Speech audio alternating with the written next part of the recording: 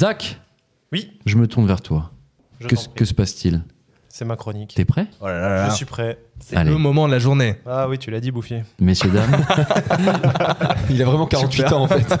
tu l'as dit, Bouffi.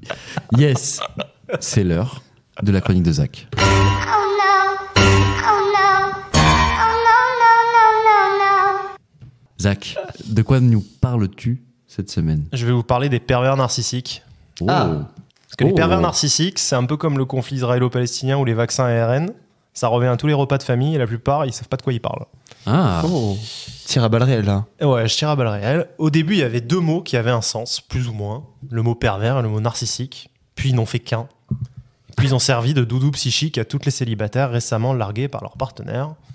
Et aujourd'hui, sans aucune espèce de limitation ni contrôle, on accepte sous l'étiquette de pervers narcissique l'ensemble des actes qui ont généré une frustration chez le partenaire en face. Et en gros, si vous êtes à l'initiative d'une rupture ou d'une prise de distance, et comme toute séparation implique un deuil, et comme tout deuil implique la recherche d'un coupable, vous serez coupable. Et comme l'être humain a besoin de sens, même si un mec s'éloigne d'une fille, juste parce que c'est pas le moment où il se sent pas et que il y a une raison. C'est un pervers narcissique. Et là commence la narration correspondante. Il m'a séduite, j'ai accepté de faire l'amour avec lui, et du jour au lendemain, il m'a pas rappelé. Donc en fait, c'est un gros manipulateur pervers narcissique. Non. Il y a peut-être un truc qui l'a saoulé chez toi, ou qui l'a fait flipper, ou juste il se tape une bonne vieille dépression des familles. Le vrai problème, c'est que pervers narcissique ne correspond à aucune entité médicale reconnue. Donc aucune définition scientifique précise. C'est un concept qui a été inventé par un psychanalyste des années 80 pour définir en gros des personnalités ayant tendance à manipuler des victimes vulnérables pour arriver à leur fin. Et il se trouve que dans la dyade amoureuse, on a ces ingrédients en permanence. Quand on aime passionnément, on est vulnérable, donc manipulable. Et même quand l'autre nous aime, son désir manipule ses actions avant sa logique. Donc en soi, notre désir est manipulé par les actions de l'autre, elle-même manipulée par son propre désir. Et finalement, en amour, quand ça s'arrête, il y en a forcément un qui n'est pas arrivé à ses fins, qui était conserver l'autre près de soi. Et le biais, c'est de se dire que l'autre qui nous a laissés est lui arrivé à ses fins. Il a consommé la relation sans payer la contrepartie de rester avec nous. Et c'est là la grande différence entre une stratégie de manipulation et une simple déception amoureuse. Dans la manipulation, cette séparation était anticipée par le manipulateur avant même la consommation de l'acte. Dans la simple rupture, il y a cru, même 15 secondes, mais il a déchanté. La différence est majeure.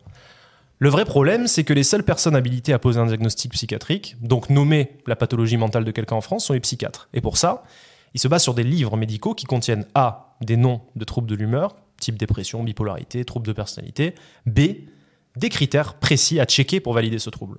Le deuxième problème, c'est qu'en France, sont surtout médiatisées des personnes posant ouvertement des diagnostics ou nommant des phénomènes psychologiques sans diplôme ni habilité à le faire. Le titre de psychothérapeute en France est protégé, mais pas contrôlé. Donc, à la base, seuls les psychiatres et les psychologues peuvent en être titulaires, justifiant d'une formation universitaire et d'une expérience clinique en hôpital auprès de patients. On confond psychiatre, psychologue, psychanalyste, herbothérapeute et autres dingueries du cimetière professionnel des auto-entrepreneurs.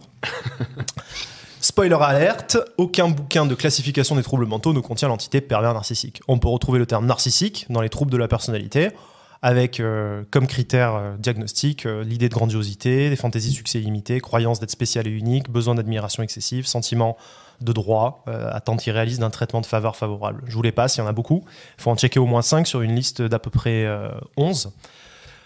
Quant au terme pervers, il ne correspond pas à une définition dans les classifications officielles. C'est-à-dire qu'il n'y a pas une page où il y a marqué pervers avec des critères cliniques correspondants. On se traîne ce terme depuis des lustres pour qualifier un comportement immoral et malveillant, voire déviant.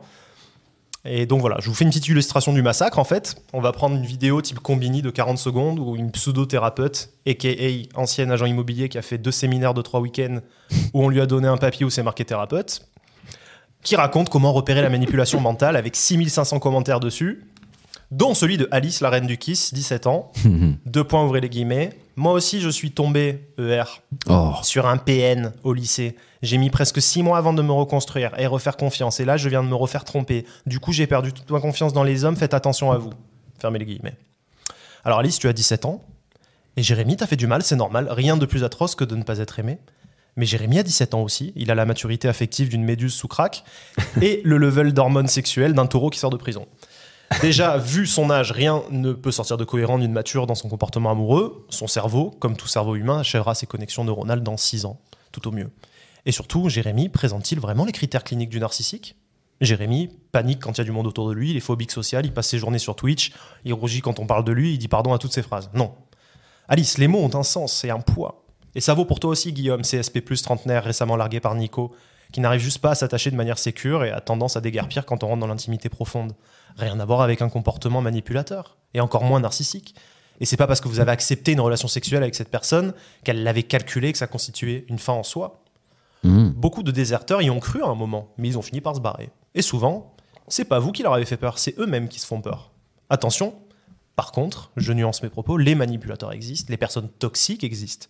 Mais le fond de ma pensée est le suivant. Arrêtez de poser des diagnostics qui n'existent pas. N'oubliez pas qu'il y a une belle bande de connards qui profitent de votre chagrin d'amour pour que vous achetiez des bouquins bidons qu'ils ont écrits.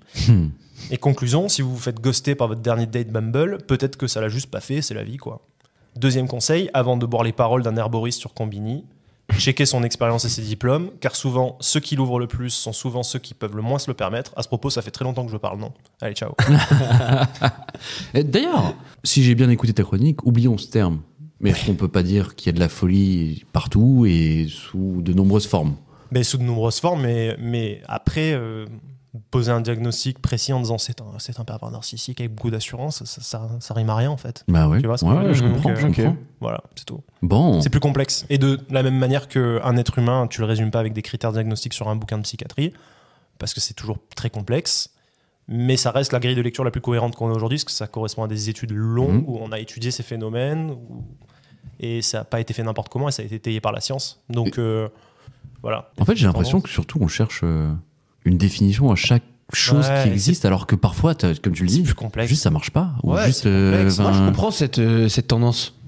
En fait, c'est un vrai effort intellectuel de se dire, bah, en fait, on sait pas. Enfin, tu vois, genre, il n'y a pas de mots à poser Bah ouais, forcément bien sûr. hyper précis dessus, alors que franchement, on est toujours en recherche de définition de Ouais. ce qu'on connaît, de ce qu'on ressent. C'est l'époque de- aussi. tu Ah vois. ouais, mais attendez, vous le Aujourd'hui. savez, l'alchimie entre deux personnes, parfois on n'arrive pas du tout à l'expliquer. Et que si ça marche, Ouais. si ça marche pas, on ne sait pas. Ouais, Puis quand t'as la tu vois version que d'une personne sur deux. Le vrai Exactement. problème, c'est les béliers. Ça, faut pas l'oublier, franchement. Julien, je pensais à toi, là, tu nous écoutes. Julien, tu nous entends ? S'il est encore avec nous. Reste, Mais je Eh ben, finirai écoute, par dire un truc, c'est qu'on dis-nous. est quand même dans l'époque aujourd'hui où, chaque fois je parle comme un daron, la dernière fois j'ai dit un truc comme ça aussi. Les enfants, écoutez-nous. Les enfants, écoutez-moi. Non mais c'est vrai qu'aujourd'hui, il faut un nom ou un truc, une solution très vite à un problème. Mais c'est même pas une Il y a solution. personne sur un plateau Attends, qui dit, attends. je sais pas. c'est Non, complexe, je sais parce pas. que c'est pas une solution. Là, tu dis c'est une solution. Juste dire c'est un pervers narcissique, c'est pas une solution, c'est un constat. Tu vois, dans le sens où les Ouais, gens mais ça disent. apporte une réponse. À quoi ? Oui, parce que tu. Bah non, parce qu'il y a pas de À solution, cause de ça. France, quoi. Bah non, on n'interne pas quelqu'un parce qu'il est pervers narcissique Non, mais- actuellement, donc Non mais j'ai il y a pas souffert, de c'est un solution, tu pervers vois. narcissique, c'est ça la solution. Ok, je me remets pas en question. Je Ouais. me remets pas en question en fait que la relation ça se fait à deux, que souvent une relation toxique, elle peut Ouais, être alors ça peut entretenue être par l'autre toxique aussi. et voilà un autre terme quoi.